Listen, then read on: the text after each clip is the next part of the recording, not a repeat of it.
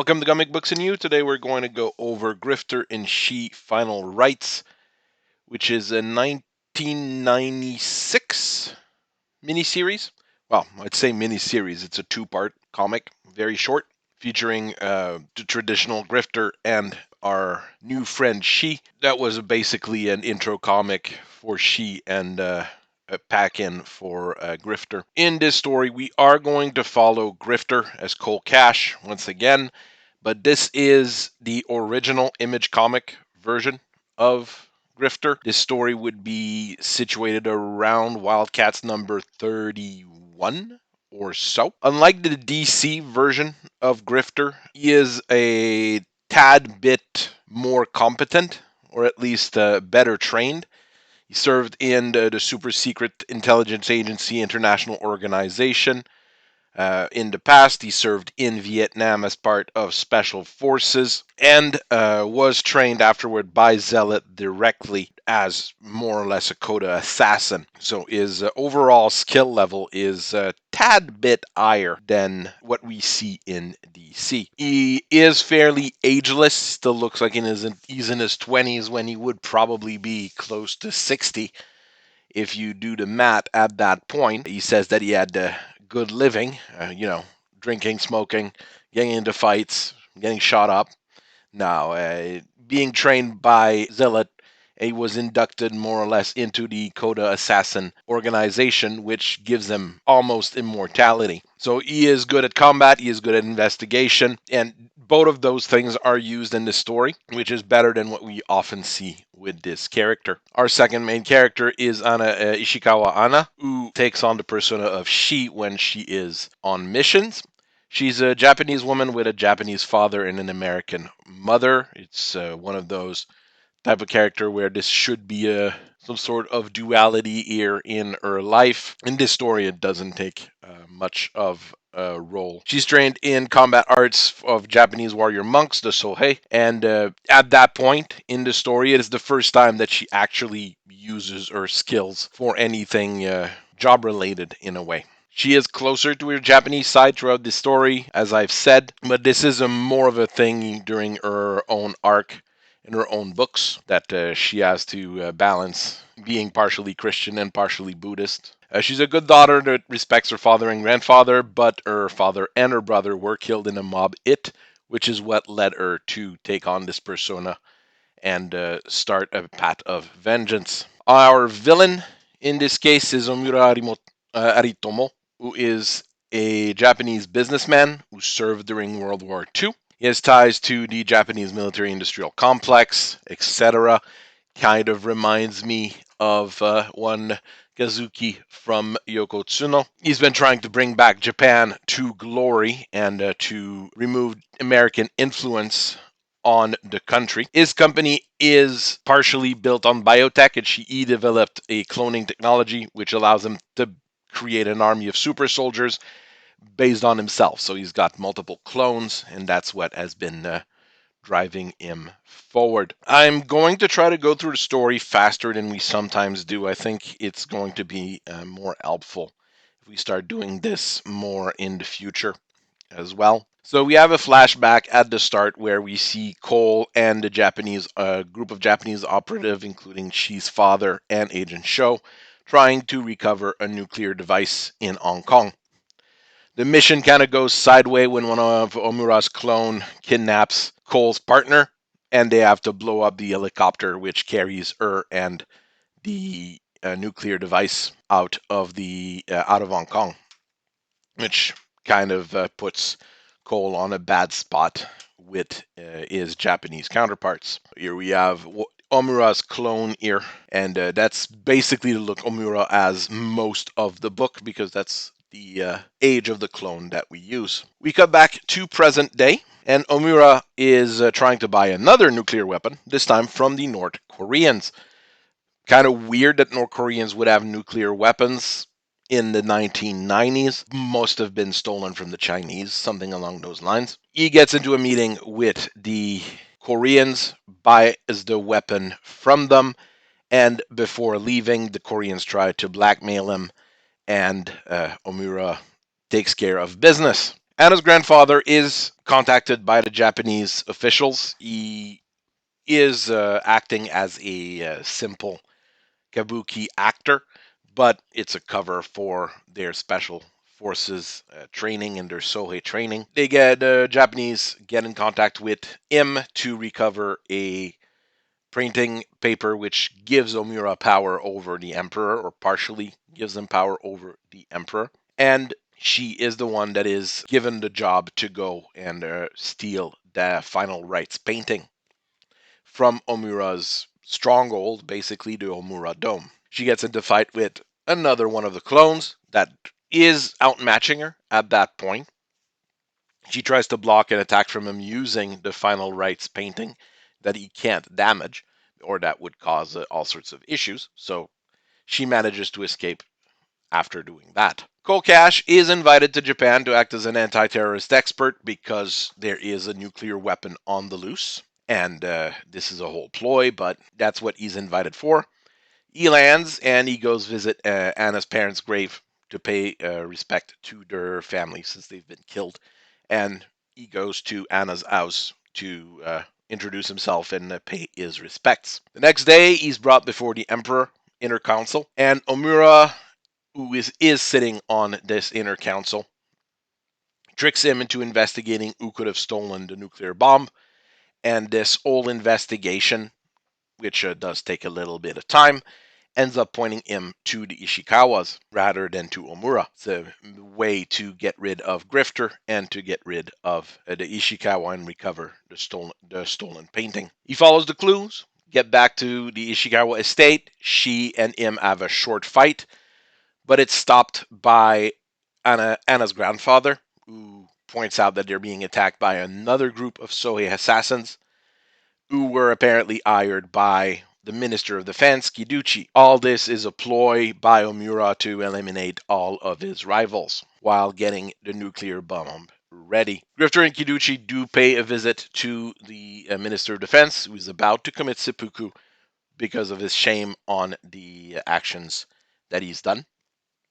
They stop him and interrogate him, learning that Omura is the real culprit, and Grifter learns that, oh, well, that Omura is also the one who ended up killing his former partner, etc., etc. So they've got multiple reasons to arrest them. Omura's a little bit ahead of them at that point and already sent the nuclear weapon and a plane on the USS Roosevelt and sent a group of military police to save Minister Kiduchi from two terrorists. Grifter tells Chi to simply incapacitate the soldiers because they are, it's not really their fault that they're in the fight. They manage to get out while keeping Kiduchi alive, and Agent Cho stops them. But right before they leave, interrogates them, and Grifter explains to him what the situation is, and Cho lets them go, which is what leads to his death by the hand of Omura, who captures him and beheads him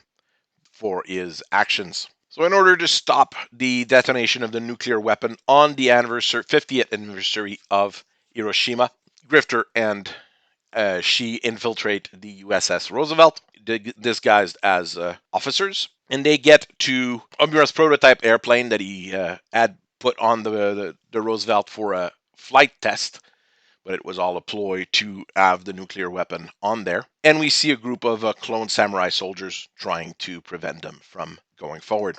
So they fight the clone soldiers, but they're still unable to find a nuclear detonator or the nuclear device. And after having defeated a decent number of the samurai super soldiers, one of them starts acting up a little bit weird, and they realize that he's probably carrying the nuclear bomb on him and the detonator with him. Chi chops off one of his forearms while Grifter loads him into an airplane catapult and simply yeets him out of the USS Roosevelt. He hits the water and dies instantly, and the nuclear bomb does not detonate. To finish the story, along with a group of U.S. Marines, Grifter and Shi go back to the Emperor's inner council.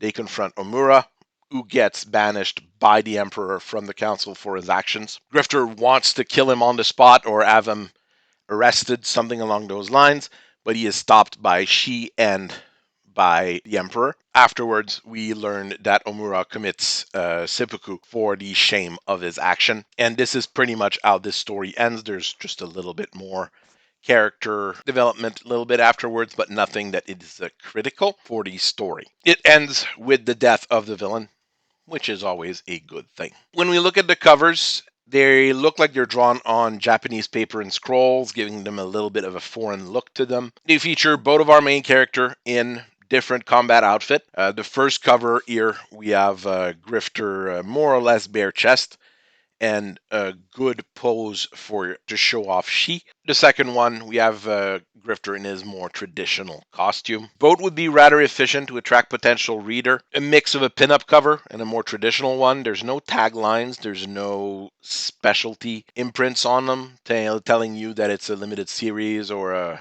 anything of the sort. I have not seen any alternate covers. I have never seen a compilation of those books.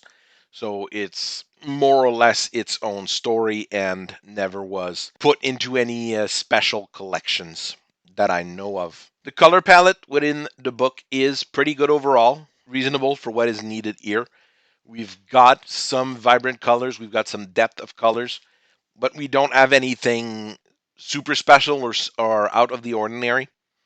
It's what I would expect here. I would have kind of expected or wanted a bit of more Eastern style art in there. This is a purely American comic and it has that American comic look, but I think it would have been a little bit better with maybe the softer tones or the softer look of Japanese comics. The panel work is real good. The page real estate is really well used. Nothing is boring here. It's not simply a list of panels from top to bottom. It moves around quite a bit and it moves with the action. Where we do have an issue is that there is some rather blatant misspelling throughout the comic, which an editor should have caught before publication. This is really amateurish and it really looks bad. You don't see that in European comics, none that I've seen at least. In American comics, in any of the big imprint and on, let's say, DC and Marvel, from what I have read, generally never saw that. So this was an issue here with whoever they got in edition at Wildstorm, since this was part of the Wildstorm imprint within Image. So since it's not a digital comic, it's not print to order or anything like that, this is what we've got, and this is what it's always going to look like. It looks, like I said, extremely amateurish, and I wouldn't ask for a refund for that, but I would have asked questions to, really in this case, it's not the authors, even though the authors shouldn't make those mistakes from the get-go. The problem is with whoever was editing the comic. The biggest error is Emperor instead of Emperor being used in a bunch of places. There's a few letters missing in a few words here and there. It's scattered between both numbers. Okay, it's not just in one of them, but I found more in number one than in number two. There's not too many ads in those two books, so it's pretty good there. And those that show up is generally for ancillary products rather than other comics or comic shops or things like that. It's other products that Wildstorms were working on at the time. Here we have a basketball collectible card game. There were a few collectible card game that Wildstorm worked on at during that era. Was really when Magic was taking off, when everybody was trying to make TCGs, and none of them really worked. I didn't look in depth for Fast Break or anything related to that, but I don't even remember it, and I literally bought every tradable collectible card game back in those days just to see what they were looking like. If we look at the cards at the bottom, they don't look all that great. The art seems a bit rushed. I kind of understand why it wouldn't sell. We got an ad for Jim Lee's Teenage Mutant Ninja Turtles and Savage Dragon figures at the back of number one. If you want the picture of that, I've posted it on Twitter a while back, referencing my friend Tom Connors from Midnight's Edge. Number two is as a back panel of art of Shiodo trading cards for Hot Girl Summer. I'm not sure I'm a huge fan of it. Weird, because I do normally like those pinup kind of things, but this doesn't look right, in my opinion. Maybe it's the art style, something along those lines. It's okay. But yeah, back in those days, you could do that. God bless the 1990s. Boat Number also feature ads for the dial-up internet service through Netcom, which gave a discount to Wildstorm readers. So basically, people who bought those comics could take advantage of a special offer. And they offered unlimited super fast 28.8K BPS. That's incredibly fast, just so you know. But the art here is pretty cool. Connect with Fairchild. I'm not sure I'd want to, chat with an underage girl. Well, yeah, let's not go there. The second one is a picture of Grifter on his motorcycle. So this one may be a little bit more. If you don't have the vehicle, you might as well stay off the highway. Yeah. God bless the 1990s. This was, I mean, it was after the start of the internet, but that's when internet really started being available for the masses in a way. Artistic merits, character work in there is top notch. The characters generally look different. I do have one gripe. Agent Show and Minister Kiduchi kind of look the same. So there's that's a bit weaker, but every other character has his own look or his own color palette, so it kind of works really well. This overall is where the the eye quality comes from. Even the facial expressions in general are really good as well. We've got Omura executing Agent Show here on the right hand side. They are well made and well interpreted. I have a gripe about Shi in general. I have a really hard time with her costume. Okay, when she's not in her costume, she looks beautiful, Japanese beauty, more or less traditional. Could have gone with the Ime cut instead of that cut, but might not have been as well known back in those days for European and American artists. I generally don't mind overly sexualized characters, but She's costume doesn't look practical, and that's where I draw the line normally. Practicality beats something that looks good most of the time, and you can generally mix the two together. Like here, we've got a costume of Zealth. It does look like an armor, and it still looks sexy at the same time. That's a personal gripe. Some people might like it, some people might not. Grifter is generally shown as Cole Cash in the first volume, and he looks the part for that anti-terrorist American super specialist. Kind of looks, when he lands, he kind of looks like he's over everything. He still looks more or less professional when meeting with the Ishikawas.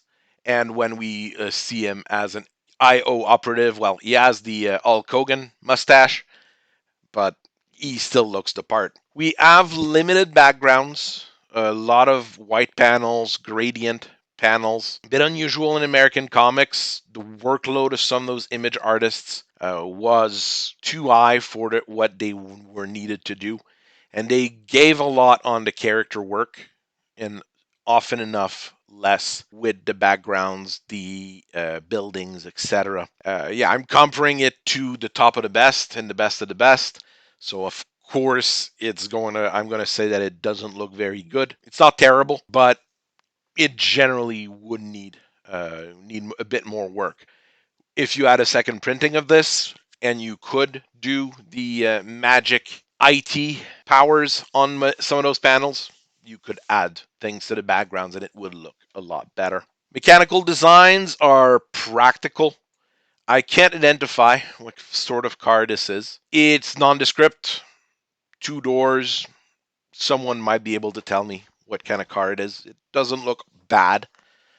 It just looks functional. The helicopter that we have down there is functional. Once again, it's not awful. It's not great. And for most other vehicles we see in this comic, we generally see silhouettes rather than an actual picture of the vehicle in question, like the aircraft carrier. The prototype airplane that we have is not terrible, but the proportions seem a bit off. It seems a bit too small in a way. I'm used to seeing planes, not only from reading comics, but looking at planes and my dad having tons of models for various planes. So I kind of know what they should look like. Firearm work, however, is great. All the firearms look how they're supposed to be. That's an American thing. They know their guns. The clone soldier armors and the clone soldier design is pretty good overall. I would have gone with a different color for the pants. It's a gripe. Probably would have gone with black pants just to give it a bit of a separation between the look of the character. Outside of that, it's nothing special. Nothing that I can blame here. They look like samurais, which is hard to do, or harder to do than expected. Story elements, there's quite a few little things that we need to gripe on and discuss here. It's a story that's set 50 years after the nuclear attack on Hiroshima. But the Japan we see there is not the Japan of the mid 1990s. Japan of the mid 1990s, you add the asset price burst, and people were facing bankruptcy, catastrophic loss of revenue, rapid deflation. We often think that deflation is good, but in some cases, like this one here, it caused a lot of businesses to have catastrophic failures. So it's not, this is more the Japan of the 1980s that is represented here. It wouldn't have had the same impact and it wouldn't have worked as a story with where the characters were if you had done it in the 80s. But we're seeing the Japan of the 80s, the super rich and advanced Japan of the 80s, transposed in the 90s. We have a grizzled veteran in Grifter. We have a very skilled amateur in Shi. But one thing that I'm not a huge fan of, her first encounters with the clone, she shows that she's having issues fighting them. And when they fight the Sohei together, after they're done fighting them, she has a meltdown. And her grandfather is the one explaining things to Grifter. But once that's done, she goes into full kill mode and seems to lose that bit of touch that where she was supposed to be an amateur, while Grifter was supposed to be there to show her the ropes in a way. Grifter is compassionate here. When they get into fights and when they get into trouble with the army, he doesn't want to kill the soldiers or the police officers. He understands that they're doing their job and that they're being manipulated. They're not the actual enemy. It's pretty nice to see a character do that, especially in more modern comic. You kind of have that as well in the current DC run of Grifter. That he is trying to save people. He has that compassion in him, even though he's a trained killer. She does learn from Grifter in this story, I believe, which is probably not really referenced in the rest of her comic run, but it kind of gives us an idea of where she learns some of those things. This is another story where we have a nuclear weapon being used or wanting to be used around Japan. We're trying to remilitarize Japan or bring Japan back into a military power. A little bit like what we have with La Fille du Vent in Yokotsuno, etc. So it's a little bit of a recurring trope, even though there's a big time difference between the different stories. There is that feeling that Japan is a peaceful nation, even though there is that underlying trait here with them. Here we see shame culture being represented. Shame culture is what basically drives a lot of the Japanese society. There's different types of cultures: shame culture, sin culture, depending on what country of the world you look at, etc. Shame culture of Japan is extremely studied. There's quite a few books on it, actually, from both local Japanese and international authors. Of course, in this case, it's pushed to its extreme, where I mean, people don't commit seppuku in Japan anymore. I mean, suicide is extremely high, but it's not that ritualized suicide that we see here. It's also nice to see that Grifter doesn't understand Japanese shame culture.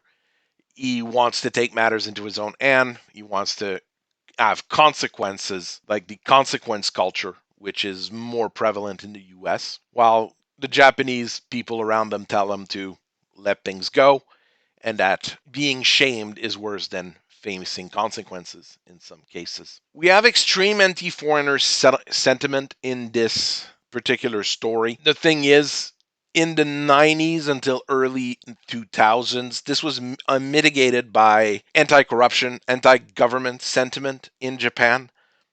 Most of the anti-foreigner sentiment you have in Japan is generally around the various US military bases, and it's not because they don't want the military to be there.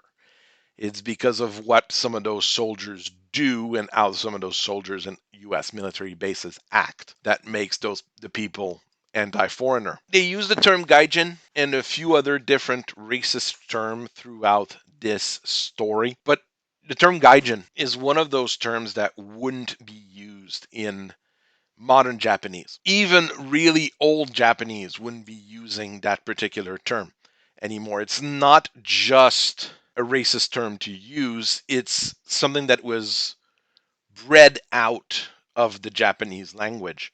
The term gaikokujin is now prevalent, and depending on how it is used in a sentence, would have just as much of a racist undertone. There's also the representation of the Emperor of Japan being part of shadow politics in Japan. This is a bit tricky. Japanese people would not like that to be displayed quite like this.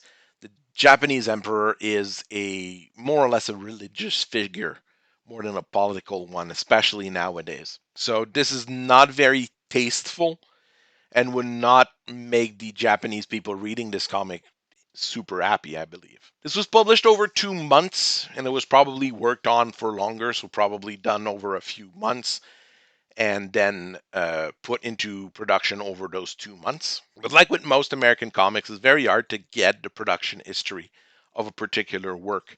Sometimes you're lucky and you get an interview by someone or something along those lines telling you how long they worked on things. But here we don't get that. Pacing is pretty good throughout the story. There's no length. There's nothing out of the ordinary. We don't have any tell, don't show moments. It's mainly we have the action, we have the words of the characters, and from that we can infer what's going on. So overall, I do find this to be a pretty good work over those two books. Probably could have been compiled into a single longer book in my opinion, rather than two 1 month floppy. Once again, I would need to know what the production history and the deals were between Image and Wildstorm to understand where that went. I mean, in the end, it's a self contained story. You don't need to know either of the characters all that much to really understand what's going on. It's not a serialized kind of thing, so it didn't need to be serialized. One of those larger comics, like we've been looking at for like Vengeance of Bane, would have worked. One larger volume. Hard to say what the whole thing is. Final thoughts. Well, I doubt there's really any will or money to reprint this story nowadays. It will be around as long as the books are around. Even with the Wildcats being revived at DC and Grifter being a more popular character, it's not a story that can easily be reused or referenced right now. It wouldn't be difficult to do, but you'd probably need either a secondary Japanese character, maybe Katana, I don't know, to be used instead of Shi, since she is her own thing completely. I doubt it would be an important enough story to be referenced or reused, like I said. She is one of those characters that's basically sold as what Nerdrotic would call FAP covers. I prefer to use pinup covers as a term. It sounds a little bit more professional, I guess. But she's not a huge seller. She's not a big character in any way, shape, or form. There was a revival Kickstarter in 2021. It raised $84,000, 941 backers. And it was one of those projects that Kickstarter actually, put on their front page. There were a few other campaigns from what I saw, always around the same amounts, always around the same number of backers. None of them hit the big leagues. You have to think here, this is a legacy character that you're trying to revive. You got 941 people backing it. That's really not a huge amount. Doing the math, though, those 941 backers did pay quite a bit for it, but it means that there's a dedicated fan base, but nothing that would grow the character. Think of it this way: if ISOM number one sold for $3.4 million on a new character, on a new IP from a new company, and an existing character with an existing fan base can only move $85,000 worth of product. It's not a big character. We can think of it a bit of that particular book as an historical document, an interesting comic that encapsulates the idea of Japan in the early 90s, how Japan was still being seen by America in that period. Maybe an Americanized version of La Fille du Vent, with a few of the similar themes with powerful businessmen controlling the military. So it is not a bad book, okay, by any stretch of the imagination. If you like Grifter, if you're one of Shi's fans, it is worth looking for. And I'll be honest, both those titles cost me $2 each. So for $4, you get a full story. Easy enough to get. If you really like it, you can start reading more Grifter. You can start reading more Shi. I have a hard time finding Shi comics. So that could either mean that not a lot of them were in circulation from the get-go, or that people that have them want to keep them. I'll see how it is, and if I can find a Shi bundle at a decent price, I might start reviewing more of her books. Who knows where this is going to go? So I thank you very much for watching. I'll see you guys later. Keep reading comics. Keep enjoying them. I'll keep analyzing them. Bye bye.